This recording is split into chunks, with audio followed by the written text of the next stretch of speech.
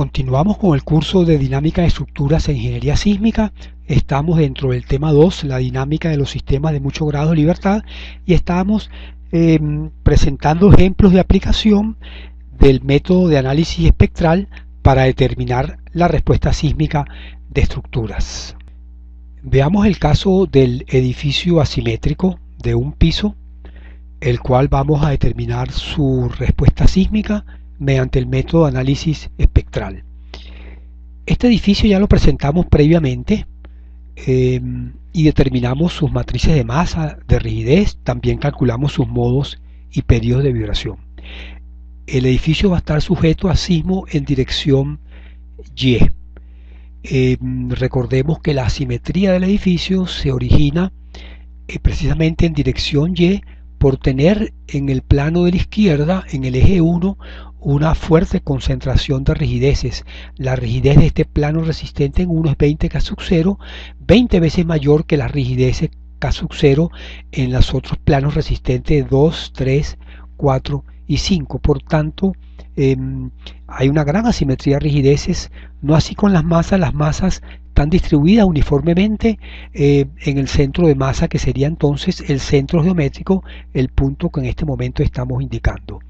El sistema tiene 3 grados de libertad dinámicos, Ux, Uy y Uθ. Este es el vector de grados de libertad dinámicos o vector de coordenadas. Hemos considerado entonces que la losa es un diafragma infinitamente rígido. Los valores de pesos, longitudes, rigidez K sub 0 y G son los aquí indicados. La inercia rotacional o masa rotacional es 5/3 ml cuadrado, y el espectro es el mismo que consideramos para el análisis del pórtico plano, correspondiente a estos valores de la norma de Venezuela y que ya hemos comentado en el ejercicio anterior. El espectro corresponde entonces a sistemas inelásticos con un factor de reducción de R igual a 6. Sigamos entonces el procedimiento descrito paso a paso. En el paso 1 determinamos el vector de dirección del sismo. Por ser sismo en dirección Y, tenemos 1 en dirección Y, 0 en dirección X y 0 en dirección rotacional. En el paso 2 determinamos las matrices de masa y de rigidez, las cuales ya fueron calculadas en un ejercicio previo con este mismo edificio. Son las matrices indicadas. La matriz M de masa es diagonal con estos valores numéricos. La masa total del edificio es 0,3058. Vamos a trabajar con unidades, toneladas y centímetros. Y la matriz de rigidez es la mostrada, donde observamos que en la dirección de la coordenada X hay ceros en los términos de acoplamiento con las direcciones Y y dirección θ. En otras palabras, el grado de libertad X está desacoplado de los grados de libertad Y y θ.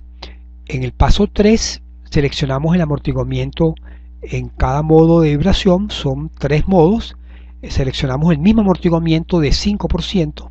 Ya sabemos que este amortiguamiento está entonces asociado al espectro de la norma venezolana. En el paso 4 determinamos los periodos y los modos de vibración. Ya fueron hechos en un ejercicio previo. El modo 1 tiene periodo de 0,40 segundos. El modo 2 tiene un periodo también de 0,40 segundos. Hay una diferencia de una milésima entre los periodos de ambos modos 1 y 2. El periodo del modo 3 es 0,116 segundos. Estos son los autovectores o modos de vibración 1, 2 y 3. Vamos a verlos graficados. El modo 1 es un modo que tiene entonces traslación Y con rotación antihoraria. El modo 2 es un modo que tiene únicamente desplazamiento en X, y el modo 3 tiene desplazamiento en Y y rotación en planta en el sentido de las agujas del reloj. Si vemos ahora los factores de participación de cada modo, que es en el paso 5, notamos que el modo 2 no tiene participación para la acción sísmica en dirección Y, que es la única que estamos considerando.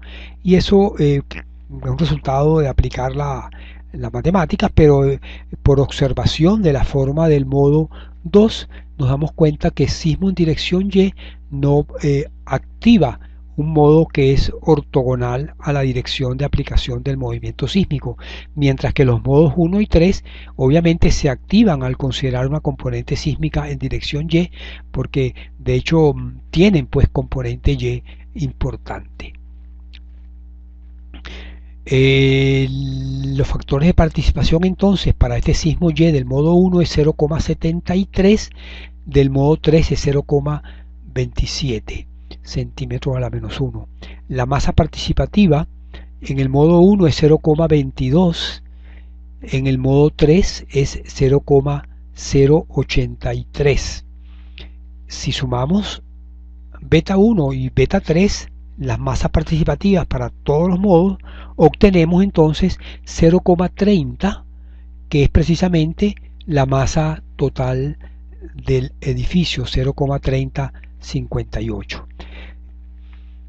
En el siguiente paso 6 vamos a comenzar por leer las aceleraciones espectrales asociadas a cada periodo de vibración, de tal manera que nos llevamos entonces los periodos, los modos T1, T2 y T3, 0,40, 0,40 y 0,116 segundos, y vamos hacia el espectro y observamos que los periodos de los modos 1 y 2 están en la zona plana del espectro y le corresponde un coeficiente de aceleración a sub d de 0,142. El modo 3 le corresponde 0,23, está en la rama ascendente hacia la izquierda. De tal manera pues que con esos coeficientes ahora en el paso 6 podemos determinar las aceleraciones espectrales en cada modo simplemente multiplicando estos coeficientes AD1, AD2 y AD3 por la aceleración de la gravedad que hemos adoptado como 981 centímetros sobre segundo cuadrado. Los desplazamientos espectrales D1, D2 y D3 son entonces la aceleración espectral dividida entre el cuadrado de la frecuencia circular. AD1 es entonces AD1 por G entre omega 1 cuadrado, y así sucesivamente con el resto de los modos de vibración. D3 sería entonces AD3 por G sobre omega 3 al cuadrado. El siguiente paso es calcular ahora el vector desplazamiento en el centro de masas en cada modo de vibración, para lo cual recordemos la fórmula que presentamos previamente. Estamos dentro del paso 6. Ese vector de desplazamiento está dado por el producto de el modo de vibración por el factor de participación de ese modo y el desplazamiento espectral. De tal manera pues que en el caso del modo 1 multiplicaríamos D1, que es 0,572, por el factor de participación del modo 1, vamos a recordarlo, que era 0,7272. Ese producto nos da 0,4156, el cual debemos multiplicar por el modo. Como el modo en dirección Y vale 1, así obtenemos este desplazamiento en el dirección Y del centro de masa del modo 1, que da 0,4156. Así se repite el cálculo con los otros desplazamientos y rotaciones en cada uno de los modos de vibración. En el caso del modo 2, el factor de participación ya decíamos que era 0, por lo tanto los desplazamientos del edificio son 0. Notamos entonces que el vector de desplazamiento del modo 1 tiene la forma del modo 1, desplazamiento positivo en dirección Y y una rotación positiva en sentido antihorario, que fue nuestra definición de valor positivo, mientras que el vector de desplazamiento en el modo 3 tiene desplazamiento positivo en Y, pero una rotación negativa, que es la misma forma que tiene pues el modo de vibración 3. Pasemos ahora al cálculo del vector de fuerzas. Recordamos la fórmula. Vector fuerza está dado por el producto de nuevo de dos escalares, el factor de participación del modo por la aceleración espectral, y ahora viene la matriz de masa y el vector modal. Si hacemos esas operaciones, encontramos las fuerzas Fx, Fy y el momento torsor para el edificio. Hechos esos cálculos en el modo 1, obtenemos las fuerzas indicadas, ¿no? 0 fuerza en dirección X, 30,97 toneladas en dirección y un torque en toneladas por centímetro que vale 14.700. Las fuerzas en el modo 2 son 0, por las razones ya anotadas, el modo no participa, y las fuerzas en el modo 3 son las indicadas. Gráficamente, estas serían las fuerzas aplicadas en el centro de masa del edificio. Notemos el cambio en el sentido del torque del modo 1 al modo 3, producto pues de la ortogonalidad de ambos modos de vibración. El siguiente paso sería ahora determinar las fuerzas internas, es decir, cómo estas fuerzas que están en el centro de masas pasan a ser tomadas por cada plano resistente. Para ello necesitamos determinar en primer lugar cuánto se desplaza cada plano resistente. Luego, multiplicando el desplazamiento del plano resistente por su rigidez, obtenemos la fuerza que toma cada plano resistente. Y todos esos cálculos debemos hacerlo en cada modo de vibración. Comencemos entonces por determinar los desplazamientos en los planos resistentes. Veamos, estos son los desplazamientos en el centro de masa que recién acabamos de calcular. En el modo 1 tenemos ese desplazamiento en Y de 0,415 centímetros. No hay desplazamiento en X y la rotación es 3,29 por 10 a la menos 4 radianes. En el modo 3 tenemos entonces desplazamiento Y positivo y rotación negativa. Los desplazamientos en cada plano resistente, dado que la losa es rígida, ya lo comentábamos al principio de este tema, se obtienen por geometría. Es decir, el desplazamiento de un plano resistente orientado en dirección X es lo que se desplaza al centro de masa en dirección X menos la rotación multiplicada por su coordenada Y. Por ejemplo, tomemos el plano resistente C. Él tiene una coordenada Y positiva. Nuestro eje de coordenadas están en el origen, este es el eje X, este es el eje Y. Entonces el plano C se va a desplazar en dirección X lo que se desplazó el centro de masas, que en este caso es 0, menos o más el efecto de la rotación. En este caso la rotación va a hacer que el plano C se desplace hacia la izquierda, entonces sería 3,29 radianes multiplicado por la distancia del plano C al centro de rotación, que en este caso es 600 centímetros. Esa multiplicación de 3,29 por 600 centímetros nos da el desplazamiento del pórtico C con signo negativo porque va hacia la izquierda. Veamos el desplazamiento de uno de los pórticos que está en dirección Y, el pórtico 5, el plano resistente 5. La expresión para calcularla es su desplazamiento, es lo que se desplaza el centro de masa en dirección Y, 0,415 centímetros, más el efecto de la rotación, en este caso es aditiva, multiplicada la rotación por la distancia del plano 5 al centro de masa. En este caso serían 600 más 600 centímetros es 1200 centímetros multiplicado por 3,29 radianes y sumado a 0,415 nos da el desplazamiento del plano resistente 5 que está orientado en dirección Y. Ese cálculo que acabamos de hacer está representado por esta fórmula. BY es igual a UY, desplazamiento del centro de masa, más la rotación por la distancia X del plano resistente al origen. Estos cálculos se hicieron para cada uno de los planos resistentes y se organizan en esta tabla. Los planos resistentes van del 1 al 5 y del A, B y C.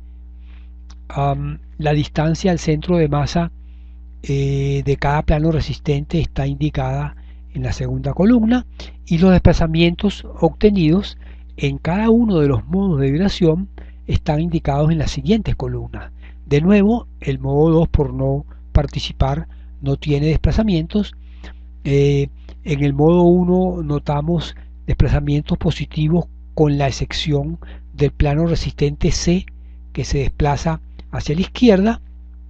En el modo 3 notamos que unos planos resistentes tienen signos positivos, eso quiere decir que se están desplazando hacia la derecha, que es nuestra convención, y otros planos resistentes tienen signos negativos, se están desplazando hacia la izquierda. Una vez que hemos obtenido los desplazamientos de cada plano resistente, la fuerza que toma cada plano resistente no es más que el producto de su rigidez por ese desplazamiento. Veamos entonces, estas son las rigideces de cada plano resistente, las cuales se multiplican por los desplazamientos que mostramos en la tabla anterior para obtener la fuerza que toma cada plano resistente. En esta tabla mostramos los resultados. Aquí están todos los planos, 5 planos en dirección Y y 3 planos ABC en dirección X. Las fuerzas en cada modo se indican en estas columnas. De nuevo, no hay fuerzas del modo 2. Las fuerzas del modo 1 están expresadas en toneladas y los podemos ilustrar en la siguiente figura, los valores de esas fuerzas. Esto es para el modo 1. Entonces aquí estamos mostrando, haciendo un diagrama de cuerpo libre de la losa. Estamos mostrando la fuerza en el centro de masa de la losa y estamos mostrando las fuerzas en cada plano resistente, pero la reacción de ellos sobre la losa, de tal manera de que podamos verificar el equilibrio como cuerpo libre de la losa. De tal manera pues que notamos que en este modo 1, como el plano resistente B no toma carga lateral, simplemente porque no se ha desplazado, el plano resistente C toma 4,93 toneladas. Esa fuerza realmente en el plano resistente es hacia la izquierda, pero él reacciona sobre la losa con una fuerza hacia la derecha. La fuerza del plano resistente A tiene sentido contrario al del plano resistente B, también vale 493 toneladas. Notamos como en el modo 1 el plano resistente que toma más fuerza es el 5, que toma 10,12 toneladas. Las fuerzas se van reduciendo en la medida que nos vamos hacia la izquierda. En el modo 3 es el plano resistente 1 el que toma más fuerza, toma 18,45 toneladas y todos los planos resistentes están tomando fuerza en el mismo sentido. Aquí es necesario, después de haber hecho estos cálculos, verificar el equilibrio global en la losa. En otras palabras, si tomamos sumatoria de fuerzas horizontales, tenemos que estar en equilibrio. Es evidente esta comprobación, porque más 493 menos 493 da 0. En dirección Y, 30,97 aplicado en el centro de masa tiene que balancear la suma de las fuerzas en los planos resistentes. Efectivamente se puede comprobar, y también comprobamos el equilibrio de momentos. Tomando por ejemplo momentos con respecto al centro de masa, se debe garantizar el equilibrio para todas las fuerzas que están actuando. Similarmente en el modo de vibración 3. Uno pudiera continuar este análisis ahora en detalle haciendo una evaluación de cada plano resistente. Por ejemplo, el plano resistente 5 está formado por 3 columnas y 2 vigas. Pudiéramos analizarlo en detalle. Es un plano que está sometido a una carga de 10,12 toneladas. Nos interesaría determinar cuáles son los momentos flectores en las vigas o los momentos flectores en las columnas, fuerzas axiales, deformaciones, rotaciones. Pudiéramos ir a ese nivel de detalle en el análisis de cada uno de estos planos resistentes. Ese sería el siguiente paso. No vamos a proseguir en esa dirección, más bien vamos a parar aquí y a ir al siguiente paso de nuestro método de análisis espectral, que es la combinación ahora de los valores modales. En este caso solo hay dos modos, modo 1 y modo 3, para determinar las respuestas máximas probables. Esa respuesta la vamos a determinar para los cálculos que hemos hecho, que son fuerzas en el centro de masa, desplazamiento en el centro de masa, fuerzas en planos resistentes, pero también habría que hacerlo para todas aquellas fuerzas internas que calculáramos por tener interés para efectos de diseño o para efectos de evaluación, fuerzas internas, como decíamos, en cualquier plano resistente. Pasemos entonces a ese paso 7, que son las respuestas máximas probables. Aplicamos el criterio de combinación que ya hemos descrito, a la combinación cuadrática completa. En otras palabras, la respuesta de cualquier parámetro es la respuesta al cuadrado en el primer modo, más la respuesta al cuadrado en el modo 3, más dos veces la respuesta del modo 1 por la respuesta del modo 3, multiplicado por el coeficiente de correlación modal. En este caso, el coeficiente de correlación entre los modos 1 y 3 es un valor pequeño, es 0,4%, ¿no? 0,5%. Aplicado ese criterio de combinación a los desplazamientos, notamos entonces que el desplazamiento en X es 0, ya lo sabíamos. El desplazamiento en Y es 0,416 centímetros y la rotación de la planta es 3,32 por 10 a la menos 4 radianes. Esto lo llevamos entonces a desplazamientos máximos probables del edificio. Las fuerzas globales, fuerzas en los centros de masa o en el centro de masa, es en X 0, la fuerza en dirección Y es 36,32 toneladas y el momento torsor es 27.924 toneladas. Por estar trabajando con un espectro y un sistema inelástico, los desplazamientos que hemos calculado del análisis dinámico son desplazamientos a nivel de excedencia que deben ser amplificados para obtener los desplazamientos totales.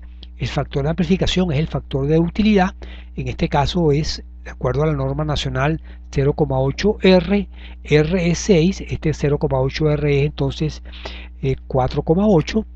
4,8 multiplicado por los desplazamientos a nivel de excedencia nos dan los desplazamientos totales, que son en el caso de desplazamiento en dirección Y 2,00 centímetros y la rotación de la planta 15,91 por 10 a la menos 4 radian. Los desplazamientos y las fuerzas en cada plano resistente las combinamos de igual manera. Veamos.